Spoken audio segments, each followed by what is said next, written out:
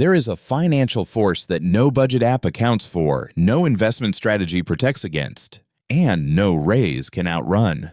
It doesn't show up in your credit report. It isn't tracked by any financial metric you've ever been taught to monitor. But for a significant portion of households, it is the single biggest reason two people can both work full-time, both earn reasonable incomes, and still arrive at 50 with almost nothing built between them. It isn't the economy. It isn't bad luck. It isn't even bad decisions exactly. It's misalignment. Two people sharing a financial life, quietly pulling in opposite directions. And the longer it goes unaddressed, the more expensive it becomes, not just financially, but in every way that matters. My name is Ted. If you're in a relationship and you've never had a real, structured conversation about money with your partner, not a fight about a specific purchase, but an actual conversation about goals, habits, and direction, this video is going to show you exactly what that silence is costing you. Hit subscribe and give this a thumbs up. Let's get into it. Okay, first, let's talk about why financial misalignment is so hard to spot early. Because it rarely announces itself. It doesn't show up as a single catastrophic moment. It shows up as a slow, compounding drift. Here's the thing. When two people get together, they almost never sit down and compare their financial belief systems before combining their lives. They discuss where to live, whether to have kids, what kind of lifestyle they want. But the underlying mechanics of how each person relates to money, what it means, what it's for, how much is enough, those conversations almost never happen. And the reason that matters is that every adult arrives in a relationship carrying a fully formed financial personality, shaped by years of observation, experience, and habit. And two financial personalities, left unexamined, will almost always conflict in ways that quietly undermine everything the household is trying to build. Here's what most people don't realize. Financial misalignment isn't always obvious. It doesn't always look like one person who saves and one who spends recklessly. Sometimes it looks like two people who both think they're being reasonable, but reasonable means completely different things to each of them. One person's "we should treat ourselves" is the other person's "that's 3 months of progress gone." Neither is wrong in isolation, but together, without a shared framework, they cancel each other out. Let's look at the math.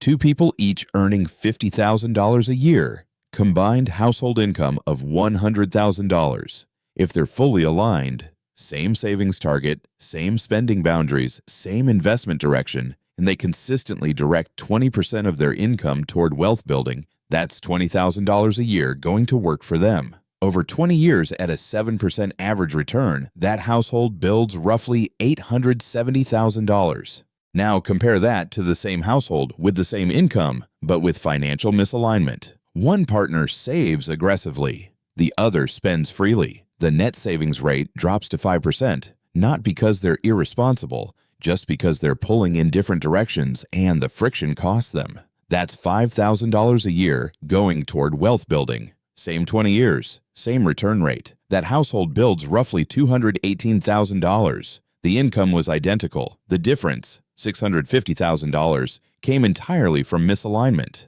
Not bad luck, not a market crash. Just two people who never got on the same page. And this is where it gets really important. That number isn't abstract. That's the retirement gap, the emergency fund gap, the can we afford to help our kids gap.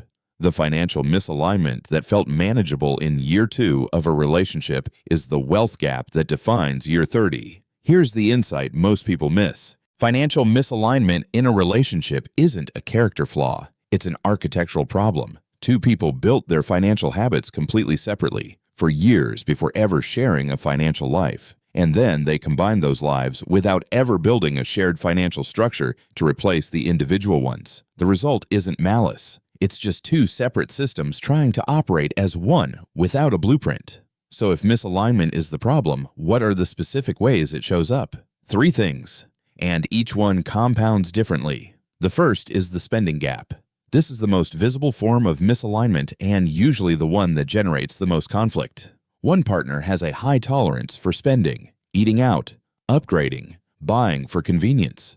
The other has a low tolerance and tracks every dollar.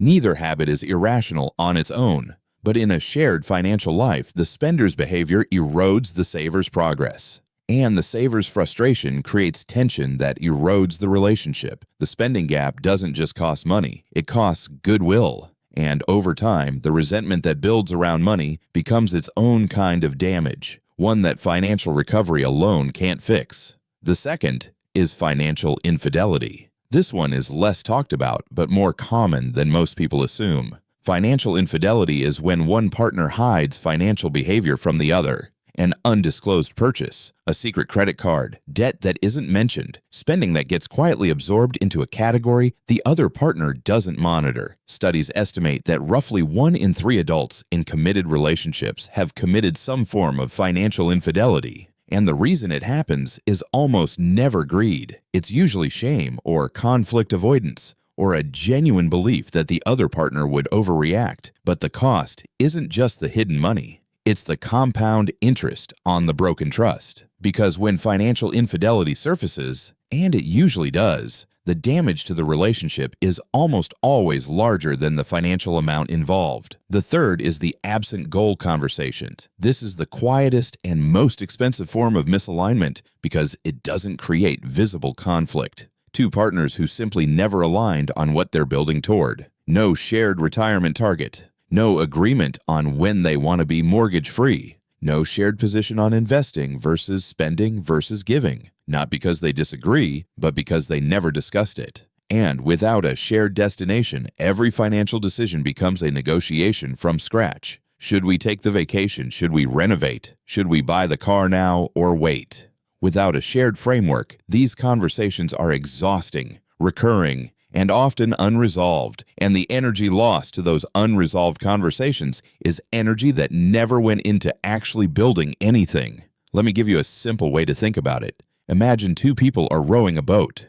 They're both working hard, both putting in real effort, but they're rowing in slightly different directions. Not opposite directions, just slightly off. At first, the boat moves forward, and the drift is barely noticeable. After a mile, they're meaningfully off course. After 10 miles, they're nowhere near where either of them intended to be. Financial misalignment in a relationship is the rowing angle. The effort was always there. The direction was just never agreed on.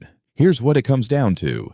A shared financial life requires a shared financial conversation, not once, not as a reaction to a crisis, but as a regular, structured part of how the household operates. And that conversation needs to cover 3 things specifically. Not budgets, not spreadsheets, but the 3 questions that actually determine financial direction. So if you want to close the alignment gap, here's the realistic approach. First, have the values conversation before the numbers conversation. Not how much should we save, but what are we saving for?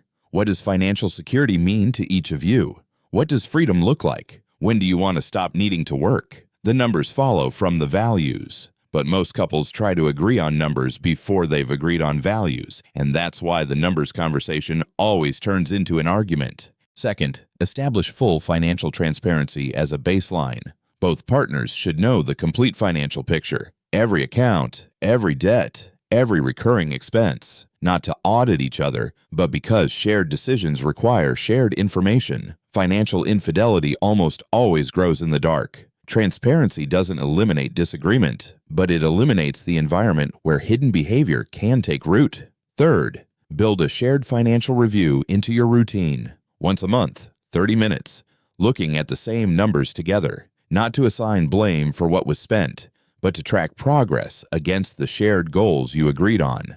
The couples who do this consistently don't fight about money less because they have more of it. They fight about money less because they've replaced reactive conflict with proactive structure. Because here's the truth, most couples figure out too late. Money problems in a relationship are almost never actually about money. They're about expectations that were never stated, goals that were never shared, and habits that were never examined. Two people can solve almost any financial challenge if they're solving it together. The same two people solving different versions of the same problem in opposite directions can undo almost any financial advantage they started with. The conversation was never the problem. The absence of it was. If this made you want to have a conversation you've been putting off, hit subscribe and leave a thumbs up. And I want to ask you something honest. Have you and your partner ever actually sat down and talked about your financial goals? Not a specific purchase, but the actual direction you're both heading? Drop it in the comments, because the answers are always more revealing than people expect. Thanks for watching. See you in the next one.